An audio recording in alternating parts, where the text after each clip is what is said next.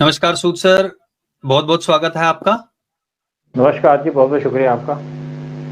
सूद sir, Rahul Gandhi की visit हुई है अभी यूएस की, बहुत बार वो विजिट कर चुके हैं, बार-बार उनको पैगाम भेजे जाते हैं आम के बक्सों में और पता नहीं किस-किस तरीके से और वो चुपचाप वहां पर पहुंच जाते हैं। वहां से जाके कुछ इस तरीके के बयान देते हैं जिससे देश में असंतुलन हो, अराजकता फैले, इस तरीके के बयान जो मुझे पर्सनली लगते हैं। तो अभी वो जो गए हैं यूएस विजिट पर, उसके क्या मायने हैं और जो वो बयान वहां से दे रहे हैं उसका क्या इम्पैक्ट पड़ने वाला है हमारे भारत पर? देखिए, ऐसा है कि इस टाइम पे इंडिया को जो मेन कंट्री टारगेट कर रही है, वो इंडिया का एक टाइम का दोस्त यूएस या उनकी सीआईए। कुछ दिन पहले दिल्ली के अंदर जो गरसेटी है यूएस के एम्बेसडर, उनकी मुलाकात हुई खड़गे के साथ, जो कांग्रेस के प्रेसिडेंट है। कुछ उन्होंने बाकी जो जेएनके के लीडर्स हैं उनसे बातचीत की और एक बात समझ में आ गई कि यूएस सिस्टम पे जेएनके के इलेक्शन में इंटरवीन करना चाहता है। और उसके इमीडिएटली बाद नेक्स्ट डे राहुल गांधी चले गए यूएस। तो जो इंटेलिजेंस टर्म में लोग गिनते हैं इसको ऊपर कि ये एक यूएस का इनविटेशन था राहुल गांधी को वहां पे बुलाने का, और राहुल गांधी को यूएस में बुलाया गया यहाँ पे अराजकता फैलाने के लिए, इंडिया को डिस्टर्ब करने के लिए। और राहुल गांधी वहां जाके स्टेटमेंट दे रहे हैं, कभी कहते हैं जातिवाद, कभी कुछ है। लेकिन इससे पहले जेनिफर लेर्सन, जो हाई कमीशन थी, जो एम्बेसी है, कॉन्सुलेट है यूएस का हैदराबाद के अंदर, उन्होंने तेलंगाना के चीफ मिनिस्टर जो कांग्रेस है उनसे बात की।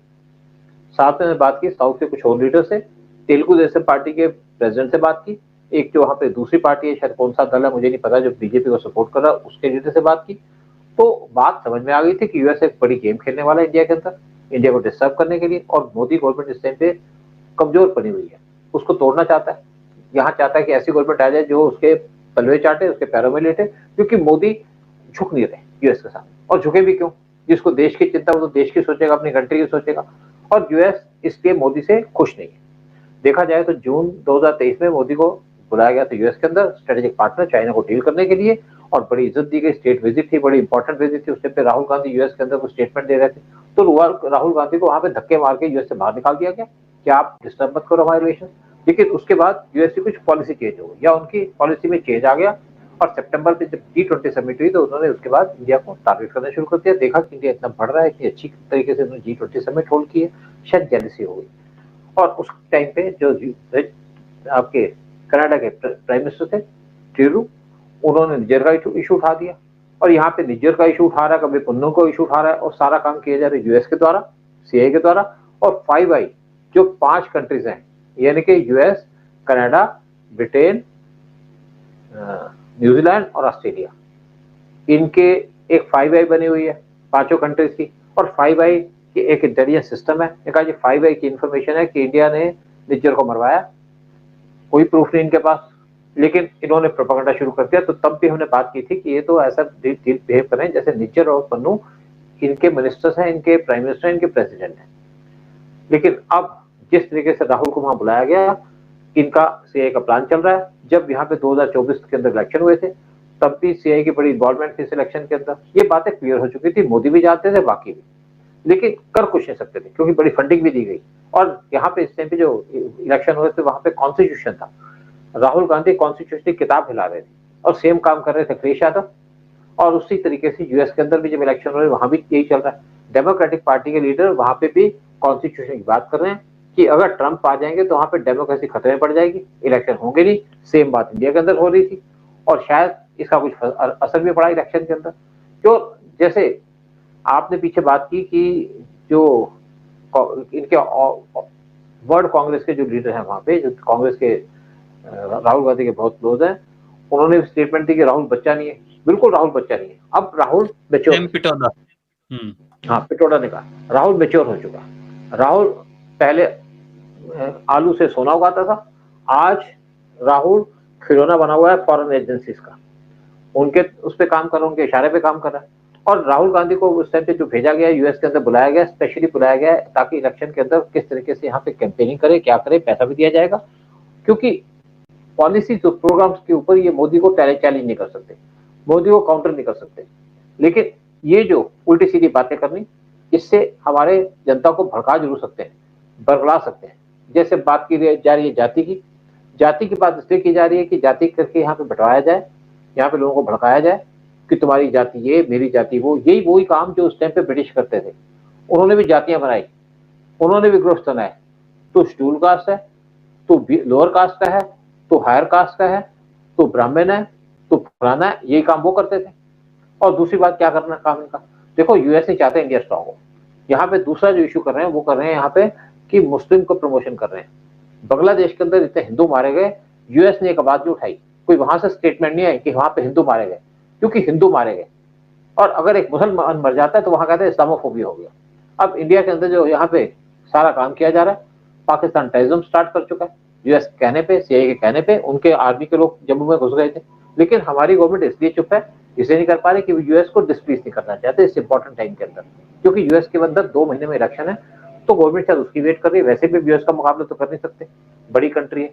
हमारा उनका $1, हमारे 80 रुपए। फिर उनका जो डिफेंस बजट है वो है उनका $785 बिलियन का, हमारा बजट है हार्डली $60 बिलियन का। तो हम कहाँ उनके सामने खड़े होते हैं। और दूसरी बात है कि हम तो बहुत से लोगों के रहमो करम पे अब भी, लेकिन आवाज जरूर उठाते हैं। इज्जत है हमारी, इज्जत है मोदी की वजह से। और मोदी इसी तरीके से अपना, इनके बावजूद अपना काम करें, यानी कि रशिया यूक्रेन वार को स्टॉप करने की कोशिश करें। यूएसए से खुश नहीं है, लेकिन हम इसलिए भी काम करें कि हमारा एजेंडा भी है ये, और हम इनके पैरों में तो गिरेंगे नहीं। यूएस को ऐसे पार्टी लोग चाहिए जो इनके पैरों में गिरे रहे, इनसे भीख मांगते रहे। जब इंदिरा गांधी इंडिया की प्राइम मिनिस्टर थी तो वो भी बड़ी इज्जत से खड़ी थी। उसने यूएस के बावजूद वार लड़ा 71 का, और पाकिस्तान पे टुकड़े किए जो यूएस को पसंद नहीं आए। उन्होंने 7th फ्लीट भेजी थी अपनी, इंडिया को डराने के लिए, इंडिया के ऊपर अटैक करने के लिए, जो सबसे पावरफुल फ्लीट थी यूएस नेवी की।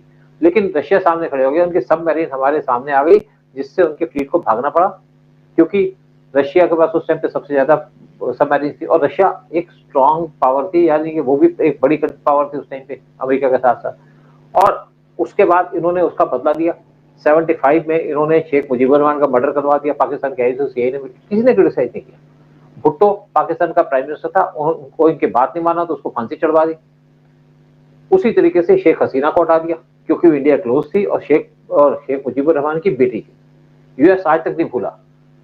तो ये जो सारे काम किए जा रहे हैं इनकी वजह से किए जा रहे हैं। और यूएस ने अगर जिस तरीके से बांग्लादेश के अंदर वहां गवर्नमेंट को हटाया, उससे इंडिया को कमजोर किया। अब वहां के जो टेररिस्ट है वो इंडिया को धमकी दे रहे हैं, पाकिस्तान के टेररिज्म को धमकी दे रहे हैं।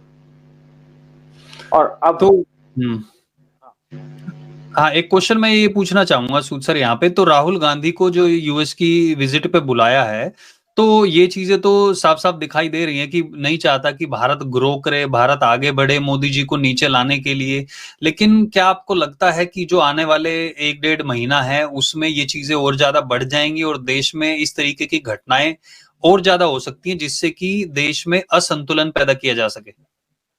बिल्कुल, देखिए यहाँ पे बहुत से इस्लामिक ग्रुप वो एक्टिव हो गए। छोटे छोटे बच्चे वो ट्रैक पे जाकर के पत्थर फेंक जाते हैं, ट्रैक के ऊपर सीमेंट रख देते हैं, ट्रैक के ऊपर सिलेंडर रख देते हैं, रेल गिराने का काम। एक मोहम्मद गौरी करके, मोहम्मद नहीं पता मुझे पहला नाम, एक गौरी करके पाकिस्तान टेररिस्ट है जिसने अक्षरधाम में अटैक किया था 2002 में।